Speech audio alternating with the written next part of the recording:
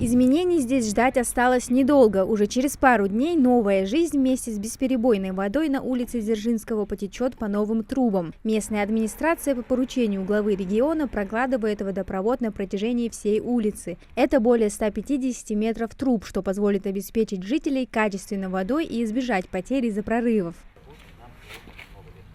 Старая железная труба была изношена на все 100%. По словам местных жителей, водопровод здесь не меняли около 50 лет. Рабочие усердно трудятся, чтобы заменить трубы на полипропиленовые. Работают без перерывов. С 1977 года это первая такая масштабная реконструкция. Ветхий водопровод несколько раз подвергался небольшому ремонту, но полностью уже проблему решить не удавалось. 2 раза, 3 раза прорыв вернулся. Каждый месяц. Вот. ثورات يحكي صوباس يخي حلقار أخ تقوم أخ دائرة شيء هائلة شيء يرتوي شيء ونماني أبرتيس دياترو خولق دك دياترو دك شيء أنا شاندي يبغى خبيت. Слабый был напор, поэтому проблема была именно с напором. А так вода, в принципе, хоть и струйкой, но шла бесперебойно.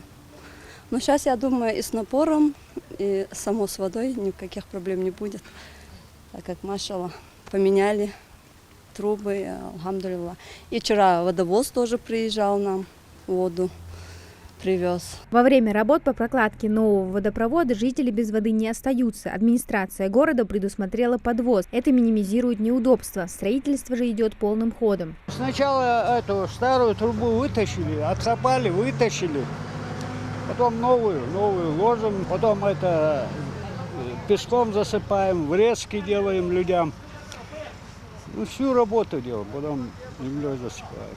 Менять металлические трубы на полипропиленовые начали в конце июля. Летний период выбран не случайно. Если ремонт проводить осенью или весной, то из-за частых дождей работы гарантировались затянуться, а что-то и вовсе пришлось бы переделывать по несколько раз. На сегодняшний день укладка водопроводной линии выполнена на 80%. Диаметр трубы по-разному составлял, где-то 50 метров отрезками, где-то 70 миллиметров. Вот. Сейчас мы поменяли на более качественную полипропиленовую трубу, которая выдерживает давление 16 атмосфер и диаметром 90 миллиметров.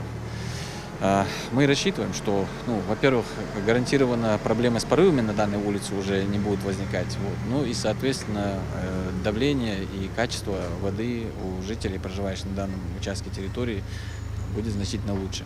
Дзержинского – это уже 10-я улица, на которой меняют ветхий водопровод в текущем году. Общая протяженность проводимых работ – 3,5 километра. План на этот год почти завершен. Еще на 2 улицах трубы поменяли за счет внебюджетных средств. Амина Зязикова, Сулейман Костоев, Магаз 24.